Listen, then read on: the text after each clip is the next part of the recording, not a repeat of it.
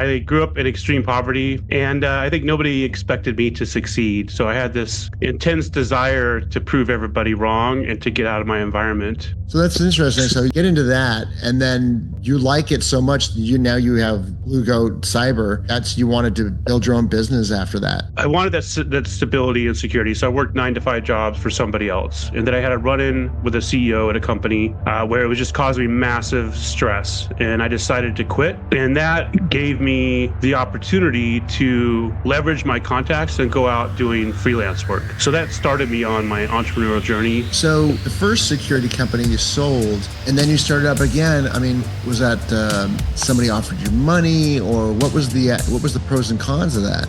This was during COVID. 40% of our revenue was from training. And of course, during COVID, nobody could do anything in person anymore. So that line of business disappeared. It was a challenge to keep the business running. And then I had the opportunity to sell it. So I thought, okay, this is a perfect storm here. Maybe I should go ahead and take advantage of this opportunity. What's the big plan now? What do you got planned for tomorrow? What's the long-term play here? The long-term plan is to, I don't know how long-term it is, and I'm targeting June next year, is to take over the market with my company, the medical device cybersecurity company. Long-term plan is I have a number I want to hit financially by the time I'm 60. I'm 53 right now, so I got 7 years to do it. I think I can do it. It's pretty ambitious, but all the things are indicating I can do it, and I'm the only person in a way. My own mindset is the challenge. All right, Christian Espinoza. We're going to get into, cybersecurity, but, it's Longshot leaders. We're going to get into your origin story. We're going to find out, all your challenges and how you overcame them and all that. But let's go back to the origin. Let's go back to where you're from. Tell us all about yourself. I was born in California, Riverside, California, suburb of LA. So you're probably familiar with that. Mm-hmm. And at 12 years old, I moved to Arkansas, a small town of about 800 people. So it's a pretty massive culture shock. And I grew up in extreme poverty. My mother was addicted to pain meds. Police would come over a lot. She was arrested a lot. So it's with a small town, everybody knew, what was going on. And I think nobody expected me to succeed. So I had this intense desire to prove everybody wrong and to get out of my environment, which made me apply myself in high school. I was number 2 in my class, of only 120 or so though, and all district football. And I got accepted to all the military academies and chose to go to the Air Force Academy because I needed a way out of my environment that was, fully paid for. So I went to the Air Force Academy and served in the military for 6 years after that.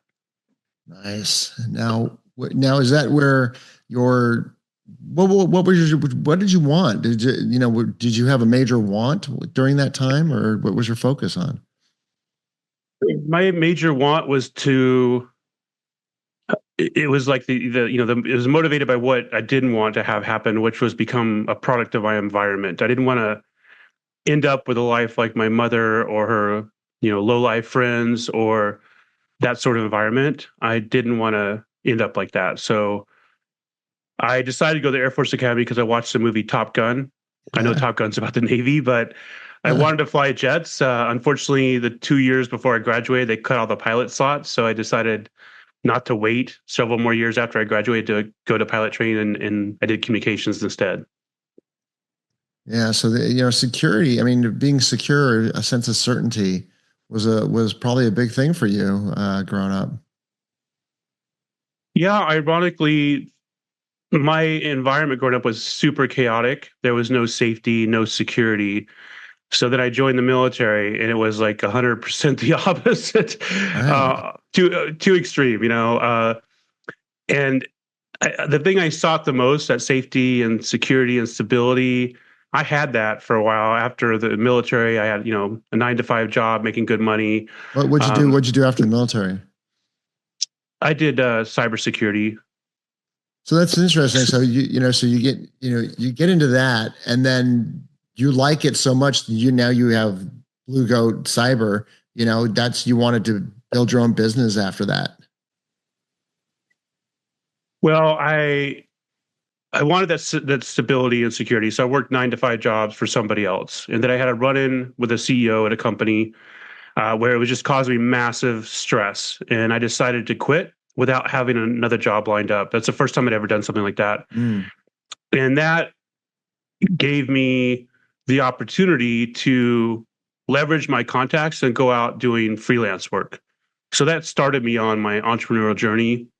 And then I formed my first cybersecurity company, Alpine Security, in 2014. I sold that in 2020.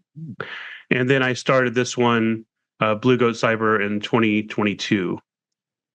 Let's talk about that. That's interesting. So the first security company you sold, and then you started up again. I mean, was that somebody offered you money, or what was the pros and cons of that? This was during COVID, and my business was really struggling because we also did training. We did cybersecurity training in person. This is we Alpine. This is Alpine. Yeah. Okay. It's Alpine Security. We had 2 physical training rooms. 40% of our revenue was from training. And of course, during COVID, nobody could do anything in person anymore. So that line of business disappeared. And then a lot of our clients and prospects decided to put things on hold. So it was a challenge to keep the business running. And then I had the opportunity to sell it. So I thought, okay, this is a perfect storm here. Maybe I should go ahead and take advantage of this opportunity.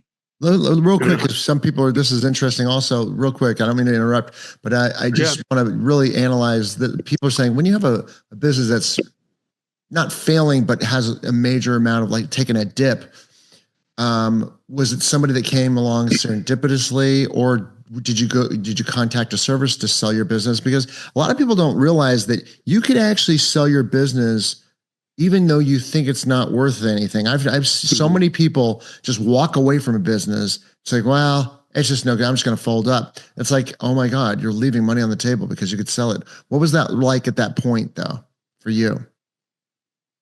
So I had been approached by a number of organizations that wanted to buy my business. The one I ended up selling it to was a company that was on the over-the-counter stock market, and they were looking to go public and get on NASDAQ. So I thought that would be a good opportunity. And they were looking at my average revenue over 3 years to make me an offer versus, my profit. EBITDA times 3, was it? It was revenue times 3. Oh, just gross rev times 3. Yeah, this was in 2020, 2020, when I sold it. So now everybody's more focused on EBITDA. But back then, with a tech company or cybersecurity company, people would look at revenue. Right. Okay. Yeah. Proceed. Yeah. So I sold it for stock because like I mentioned, they were going to go on NASDAQ, and I thought, man, this is my opportunity. But that was like one of the biggest mistakes I made, because as a employee of the parent company, I could never do anything with the stock. It was like this BS continuous blackout period. So I could never sell the stock while I was employed. So then I was like, man, my wealth advisor is like, you got to quit and sell the stock, because he said every time he's seen something like this, the stock quickly goes down to zero. You always have these aspirations that, well, no, this is not going to happen. But I ended up quitting. The day before I quit, the stock was at $10. I mean, literally, I think 2 days before I quit. And then after I quit, it was at $5 and something, and it relatively quickly went down to 10 cents. Wow. So all this money I thought I had, I watched it evaporate. I was like, damn it, if I would have just quit a week earlier and sold everything at $10, I would be in a much better position than you didn't sell it selling 10? my max. I did not. I wish I would have listened to the guy though and did it. Yeah. Real quick, what did you enter in at the stock? What they get? What were your shares worth when you started? My shares were worth, it's on the OTC, so it doesn't really matter, but ultimately around $6 million, and it would have peaked at $10 million at 10.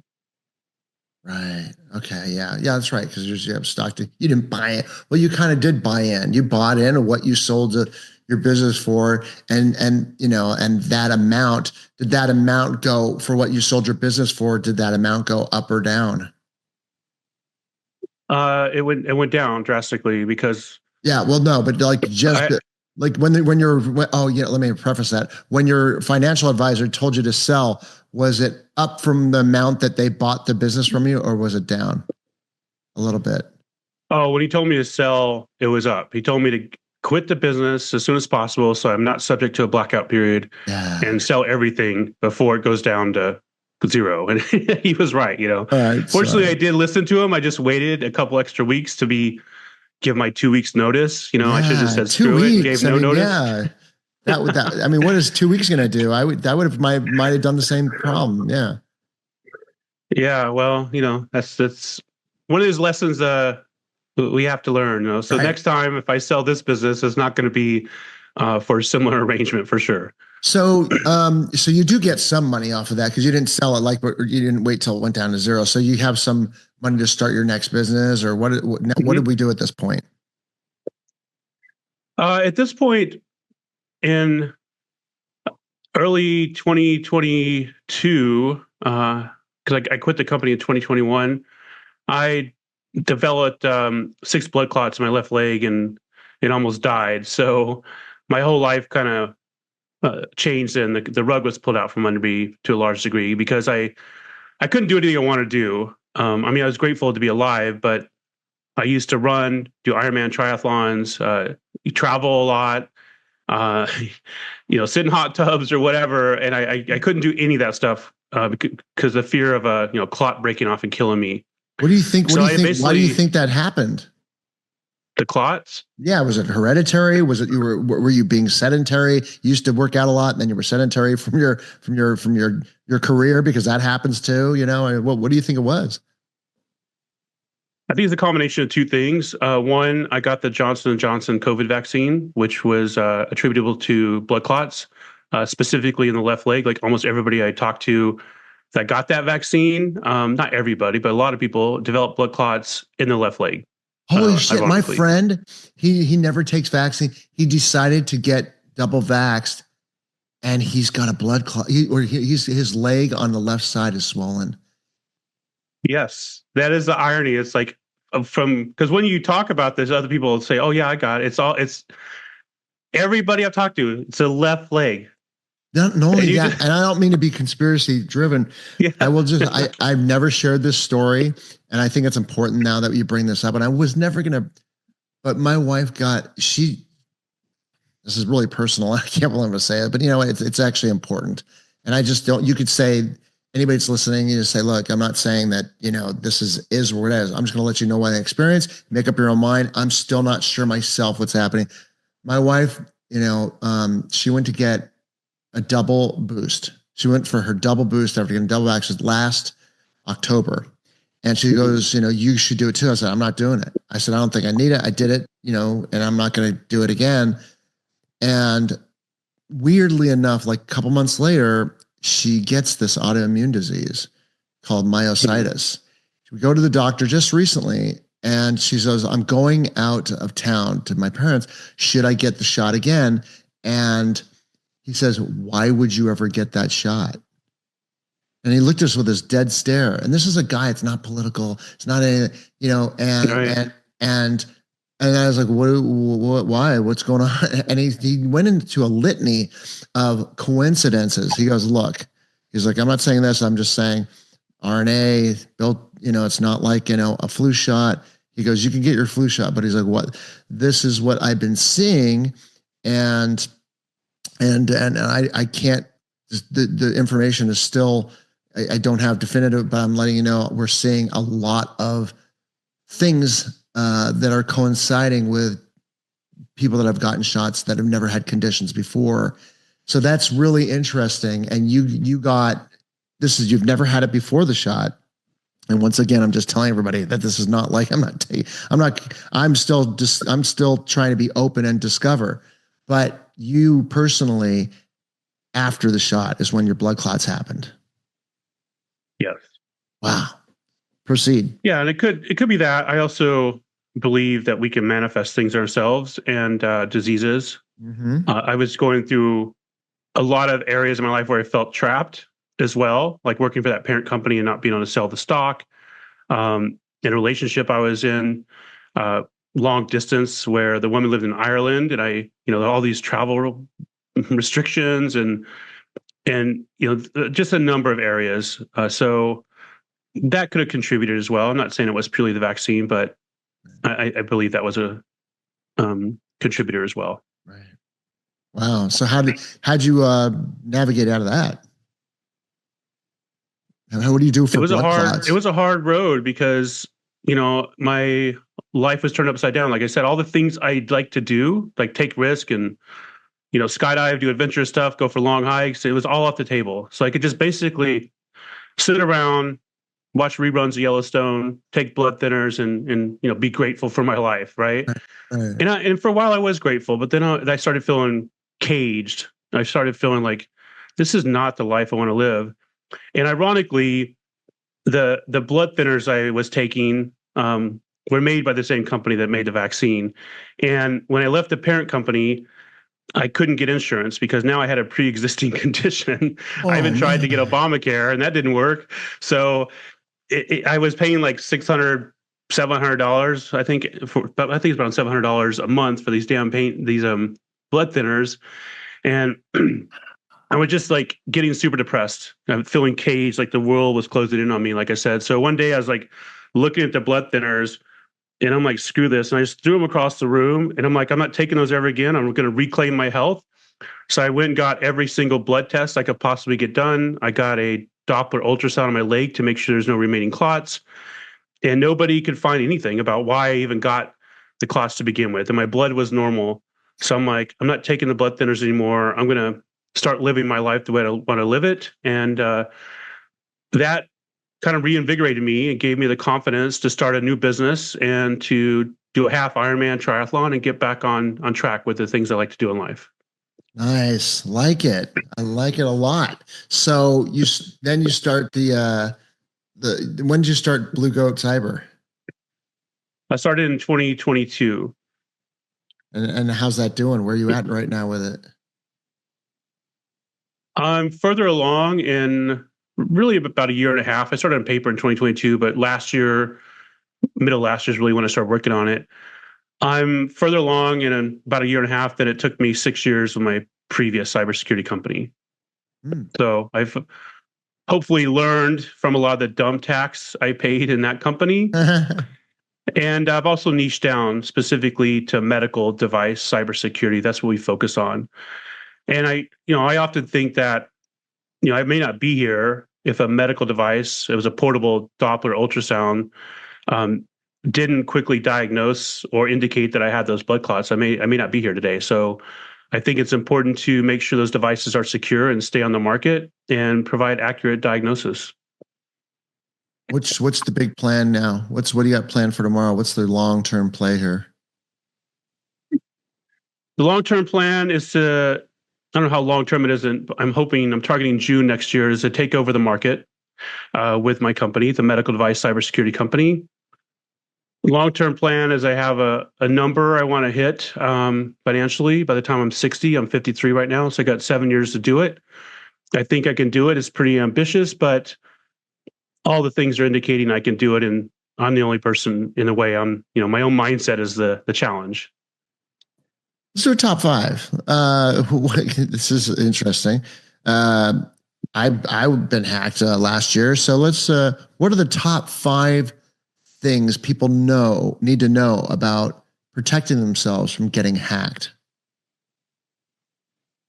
Number 1 is to update your software and patch your software. And I see people on Zoom all the time sharing their screen, and Chrome says to launch to update, and it says it over and over and over. So the longer you wait to update, the more you're exposed to vulnerabilities. So it's simple thing, update your software. That includes the applications on your phone, the applications on your laptop, not just the operating system, but the applications like Chrome or Firefox or Zoom or Slack, any application on your system. Update those, because the updates typically fix security holes. That's the first thing. The second thing is enable two-factor authentication. Passwords are like, who cares if your password is compromised? If you have two-factor authentication, which means a code has to be sent to your phone or to an authenticator app on your phone. That's a very important thing. The next thing I would say is to know thyself. My cousin, as an example, I was at his house. I scanned his home network. He has like 40 something devices on his home network. And he didn't know that he had that many on there. And those are all things you have to update, all ways that somebody could get into your environment. So know your environment, especially today. We've got, TVs, refrigerators, coffee makers, security cameras, all these things that are on a network, and we need to know about them in order to defend them.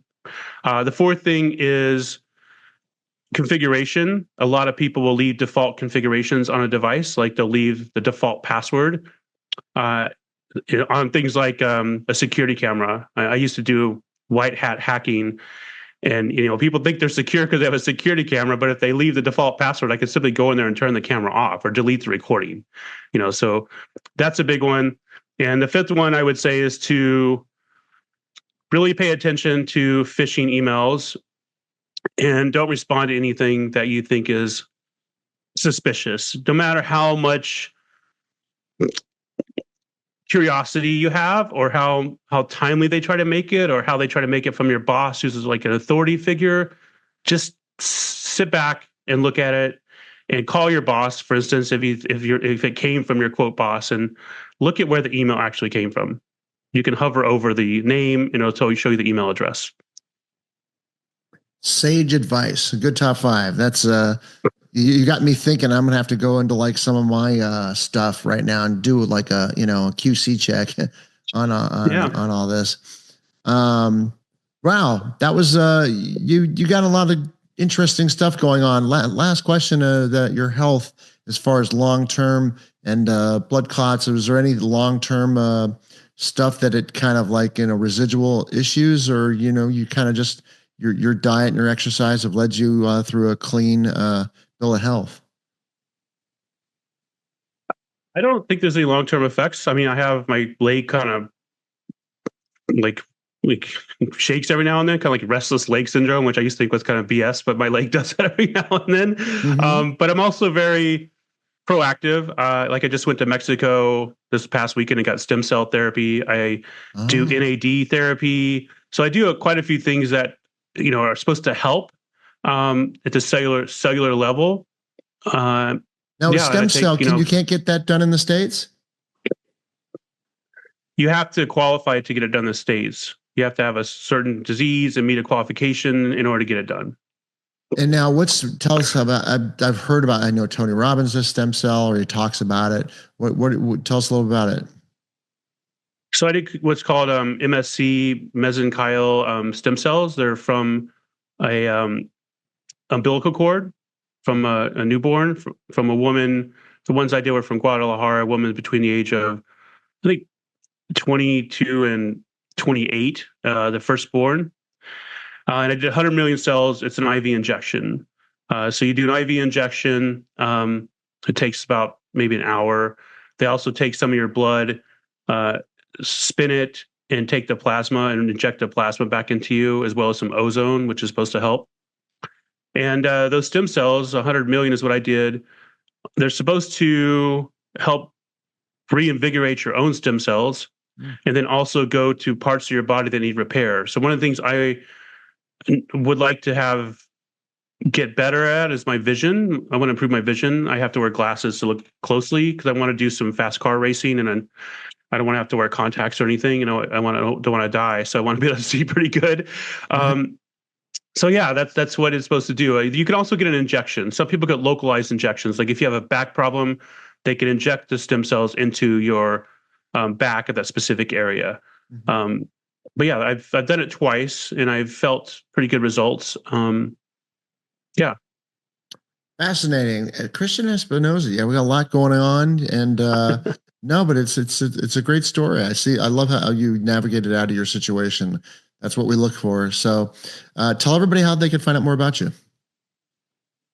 You can find out more about me on my personal website, christianespinoza.com. My company is bluegoatcyber.com. I've got a couple books I've written. I'm finishing 2 more. You can find those on Audible. What are those names? Share Amazon. Those names of those books with us. Yeah, the first one is called The Smartest Person in the Room. It's about developing emotional intelligence for highly rationally intelligent people.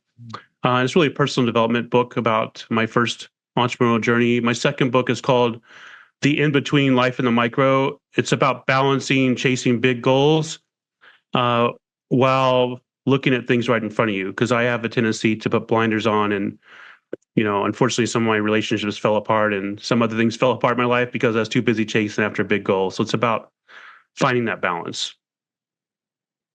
We've all done that. Great stuff. Thank you so much for sharing. I got a lot of good takeaways from this today. Thank you. Yeah, thanks for having me on, Michael. I appreciate it. Thanks for joining us. Gear up for your next adventure and head over to bolotor.com to check out the amazing Bolo Pack and their other innovative outdoor gear. Catch you next time.